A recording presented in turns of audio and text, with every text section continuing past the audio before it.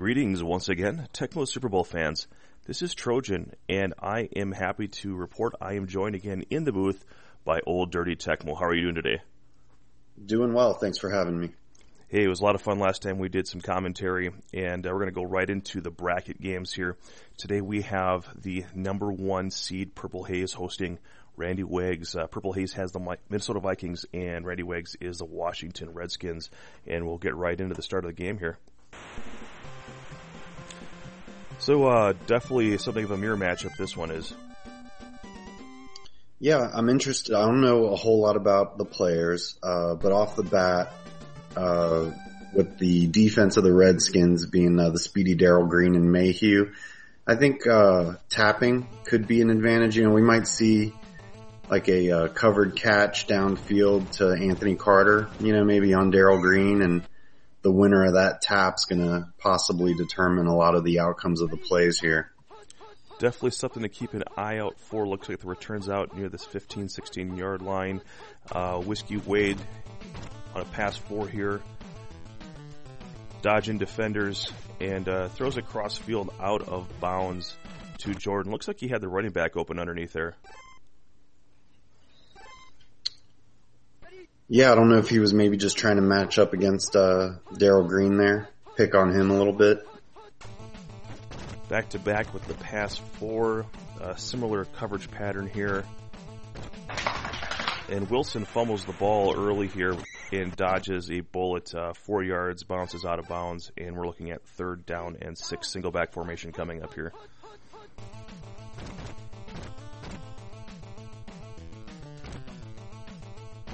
And Wilson calling his own number out to the 30-yard line. Looks like he had an option down the field there, but was content to just keep it on the ground and move the chains. I like it. That's smart on 3rd down, especially with Wade. You know, he's susceptible to the occasional errant throw.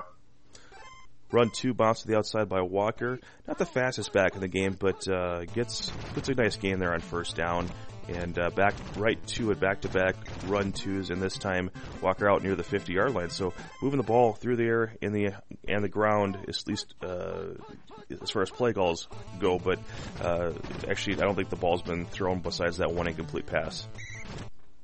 And we have 5 yards on 1st down from Wilson, and now we're looking at pass 4. And he's going back and forth between Green and Mayhew, and I think even saw Man in there in one of those plays. We did. Pretty typical. I like it so far. Seeing some good solid play on both sides. This time throwing to the middle of the field there, and not having quite the ball control like the Redskins have. Always a little bit dangerous when you keep it inside, but back-to-back to Hassan Jones here on pass 2.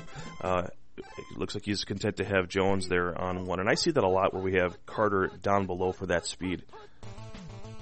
Yeah, personally, I'd much rather see AC up top to hit him deep, stay away from Mayhew. 4 yards from Wilson on 1st down. Really winding down this first quarter, this time going with Todd Bowles. And it looks like there's a burn route opportunity here and just enough room back of the end zone. Anthony Carter. So, first touchdown of the game here, Purplehaze from Whiskey Wade to Anthony Carter. Looked like that one might be going out of the back of the end zone. Yeah, it did. You got to get rid of that ball fast. Carter's pretty quick. You could hit the back of the end zone for sure. Reason Randywags was Bowles there. It was a smart play. He called run and was just trying to avoid that burn route. But I think AC probably just covered a bit much more field than he might have anticipated. Gerald Riggs popcorning some players there, but can't get away from the pile. And we have 1st and 10 from his own end. 47 seconds left in the first quarter, so Tecmo quarters do fly by pretty quickly, especially when you have a sustained drive like that to open the game. And it looks like there's an 8-6 advantage. I don't know if they were tapping full speed with the drones in tow, so that'll be something to watch. Yeah, I'm definitely always interested to see that. Oh, it might go Randywags' way. That's probably good. Might be why you picked the Redskins, give them a few more options on offense. Well, nice run there by Humphreys. And so what's your thoughts here with having a little bit less pass control? How does that affect the defensive secondary of the an incomplete pass or errant throw. Luckily, they didn't go over his head.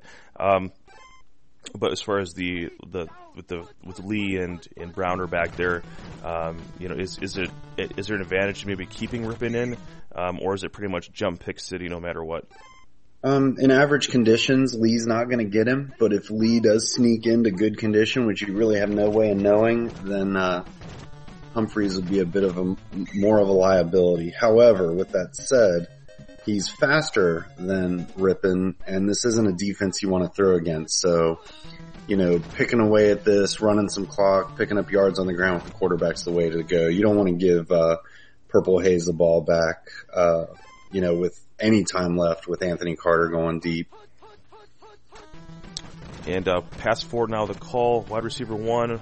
Multiple options here, throws it to the running back, and Binder gets it. Not sure if I like the choice just because of the reception stat at 19 there, but does complete the pass and moves the chains. First down here for Randywags, calls run 3. Blockers in tow here, nice run here. Can't quite break away from the pack. Looked like if he could have been threatening to score there, but just all the maneuvering gets caught by the drones. When I'm on defense in this situation, knowing that Minnesota could, maybe strike fast on the Washington defense. Yeah, here you go. I was going to say, maybe be a little bit more aggressive on defense with Browner, try to bait for a jump interception or something like that, knowing that you're going to have enough time to hopefully capitalize and get that possession that you need before kicking back to the Redskins in the beginning of the third quarter. Very good point. I think all of us at some point have lived and died by that combination. Whiskey Wade, number 81, turning on the AC. 2 minutes approaching here in the first half. I would expect conservative play here out of Purplehaze until he crosses the 50. Once he gets into field goal range, then he'd be smart to take a few shots at Carter. But again, I think Carter needs to be up top for that to be a successful match against Green and Bowles and not Mayhew. And we have some players going to bad condition, including the quarterback and Carter. Chris Carter has been put into the lineup, it looks like, at the running back 2 position, and Jordan seems to be remaining here at the tight end. So it would take a little bit longer for Anthony Carter to get down the field here, but he's still fast, even in bad condition. Indeed. Let's see. He's comparable right now to Mark Duper. And he is nothing to sneeze at for sure. First down completion to Walker. And called play here. And a risky throw down below. I think it's lucky it was very blocked. They got blocked there. That's one little stat we don't think about much is the avoid pass block can often work in your favor if you're in a jam. I think it's been a while since I've looked at it. I think Phil Simms, he either has a really high one or a really low one. But anyway, point being, throws up the prayer to AC and comes down with it. We've got just enough room here to kind of pick any play in the playbook here. Throws across field to Jordan. I think that was dangerous. The Bulls right in front of him. Yeah, a little bit. 2nd and 10 here. And if he's going to throw it up, you got to think it's going to Carter here. And he goes for the diving touchdown. Anthony Carter making bad condition Wade Wilson look like a Pro Bowler here. Yeah, it's a risky throw, but, maybe he's got the timing down on those, little divers. That might be exactly why is it wide receiver 2. I don't know if, sometimes those, you could call them garbage, but then if somebody just does it over and over again, well, it begins to turn into a skill at that point. Yeah, I find a lot of times you get the people that have played that have general overall good play execution. I think the difference becomes is getting the success on those called plays, and I think that's one of those little things that really separates good players and bad players is understanding those timings, both offensively how to convert, but then also how to try to stop those conversions. So we go into halftime.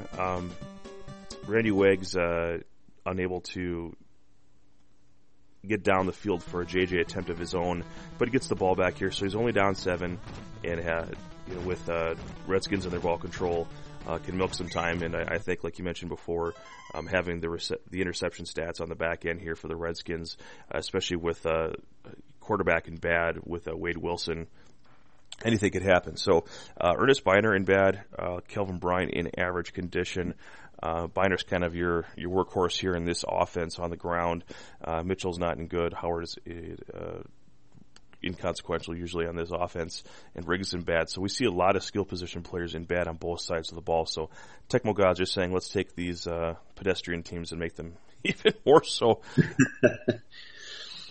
Well, I want to look back at that second possession by the Redskins. You know, this is a must-score possession for them, and really that comes down to clock management. I mean, you got to get the points on that second possession, so no harm in a touchdown.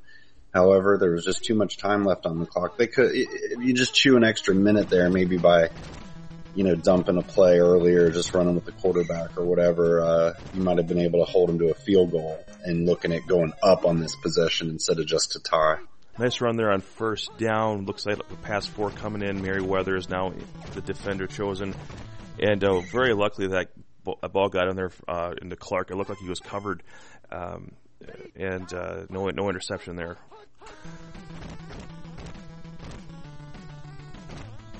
And keeping on the ground with Humphreys wisely out of bounds at the 41.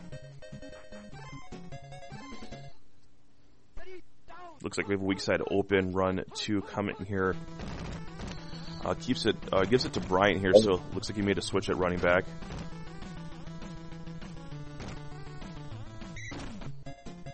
Smart to get out of bounds. Even with the ball control, you just never know. It seems to be Murphy's Law. Yeah, it's a little bit of snake oil. Even though it's 81, it doesn't really give you a whole lot after enough carries. And gets that into Sanders there, and again, just kind of these tight windows that he's throwing into. So you got to be pretty frame perfect with that, because that's the risk there of kind of like you mentioned before. He's taking these bigger chunks instead of just kind of dinking and dunking. I was just about to say I'd like to see a little bit more Merriweather with a nickel defense out of this. Maybe you could bait a one-on-one throw on the bottom with Browner back there. Maybe get a computer jump pick. Well, big third down here for Randy Wags, and tries to pull the Anthony Carter dive, but actually gets intercepted there. So a lot of time off the clock and a wasted possession there. Even 3 would have helped potentially. Just as possessions go, if he gets it back and scores a touchdown, he would go ahead by 3 later if he was able to get a stop here. So very critical that he does. We have man in defense. Very weird throw choice there. I'm wondering if there might have been leg involved or just a button mispress. Obviously wasn't open. They have back-to-back called plays, so it looks like Randy Wags at least has an idea what Purplehaze wants to do, and now he's looking at 3rd and 18 with a bad quarterback, and let's see if he just doesn't just chuck this up. Pass 2 is the call, and it's going to be Todd Voles versus either wide receiver 2 or running back 2. Looks like he's going to Carter, and this time it's intercepted. The route is broken off. And that's the risk with a bad quarterback and the poor pass control stats. Sometimes the receiver doesn't do what he's supposed to. Yeah, one-on-one with Green, it's a pretty good throw. I mean, that's probably in that situation exactly what I would have done. You just can't handle that, or that errant throw. Maybe having that defender nearby caused that. I don't know if we really know for sure. Seems like it has an impact on it. Single back formation, Browner this time looking at pass 1. And a lot of options open, comes underneath to Sanders.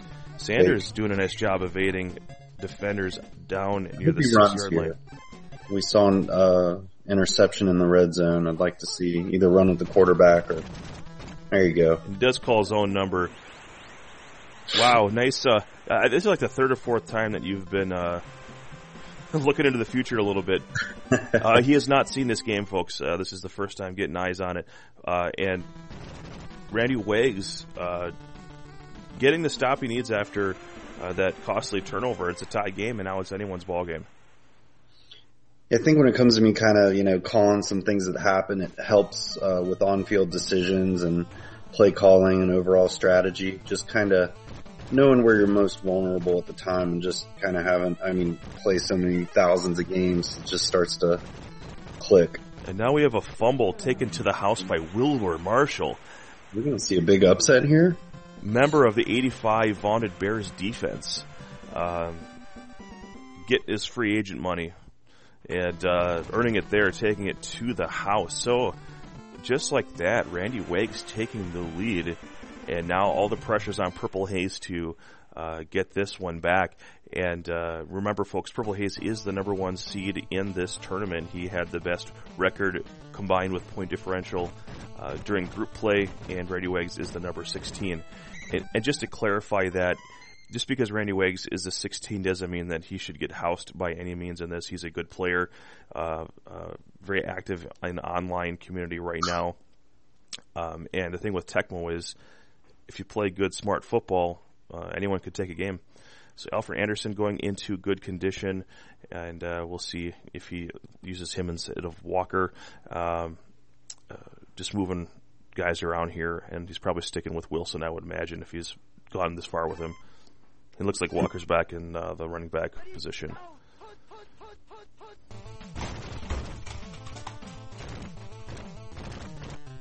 Calls Walker's number, and Walker is now down to the 45-yard line. Nice run there by Purplehaze. Using the time clock management logic that I do, it would be okay if the Redskins, if the Vikings are moving the ball here, it's okay for the Redskins to overplay a little bit to try to stop them. If they give up a score, they've got time and the pieces on offense to strike right back for the win. Call play here, and all those defenders. Anthony Carter says, "I'll take that." Just seems to have that timing down, as you mentioned. I remember seeing something to the effect, Louis Bunagel posting something about if you have 3 defenders as opposed to 2, something with the defensive stats is wiped out, and I don't know exactly what that is.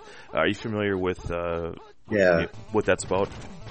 So the third one in the pecking order there, meaning if your DL1 is the first drone or player that the game cycles through to determine if it's going to be a catch or interception or whatever, and your DB4 being the last player that it cycles through, goes through DL, then LB, and then your DBs, then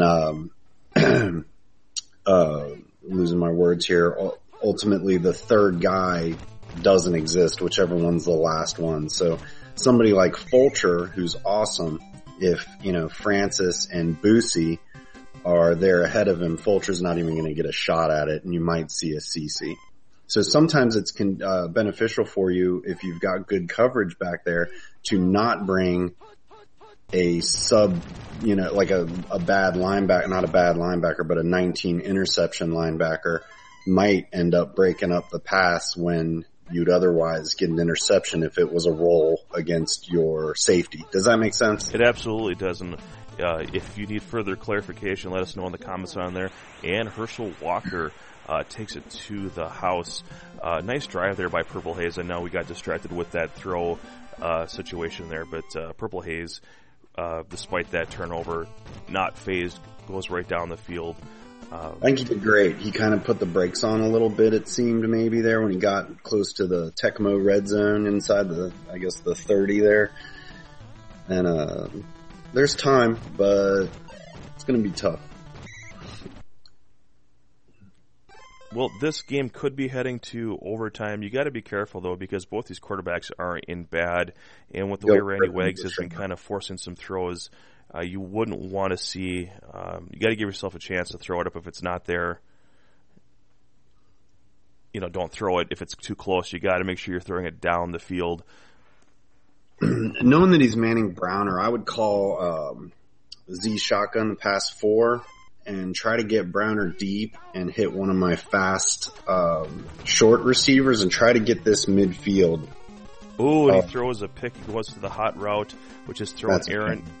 It would have been open if the guy didn't redirect there. And that's what you get with those quarterbacks. And now, 37 seconds left here. Essentially hand the game to him unless he can get a field goal block here. I do not like taking an inbounds tackle right there, guys. Anybody listening? He's in field goal range, fourth quarter, game's in the bag, and we got to run up the middle. I hate the call. Sorry, Purplehaze. I'm sure it'll work out for you, but. And I think we're going to see here a field goal attempt incoming here. 3 seconds left. This is the game. Let's see if he can get some pressure to at least get a chance of a block. And he does. He takes one too many cycle, and it looks like it's going to be good. Purplehaze taking this one, 24-21. Not sure why he went for that extra cycle there. Collins isn't super fast off the edge there. Well, it worked out. Yeah. Well, this is a game that had some drama in it, and we thought it was headed to overtime, but just like that interception right at the end of the game there, and Purplehaze taking this one from Randywags, I think the snatching defeat from the jaws of victory seems appropriate here. Yeah, nice play. 20 first downs in the game. So we see Herschel Walker getting it done here on the ground, combined with Whiskey Wade running around 107 yards on the ground for 15 plays. Washington getting some bigger chunks on the ground with the running backs. I know that Bryant's stat doesn't show up there with how many runs there, but with them combined, not so much through the air. But just enough, obviously, that defensive touchdown came into play. But Purplehaze definitely with the more efficient offense today, and doing it just enough on defense to win this one. So I'd like to thank everyone for watching. I'd like to thank ODT for joining us today in the booth. It was a lot of fun. Yeah, it was. Thanks for having me. Let's do another. We certainly will. Do you have a Twitter handle there that you want folks to check out? Actually, I don't. You don't? Okay. All right. He's a man of mystery, folks. So we'll catch you guys next time on GBLAN Tecmo. If you like the video, hit thumbs up. If you don't, thumbs down. Let us know in the comments what you thought about this matchup. And if you hit subscribe, you'll see the other videos that we're doing in relation to this tournament. And if you want to get involved in online Tecmo, if you think you can compete with the players that you're seeing here today, or you want to learn more about how to play online with us and some of your friends, let us know in the comments and we'll get you pointed in the right direction. Thanks again, and we'll catch you next time on GBLAN Online Tecmo.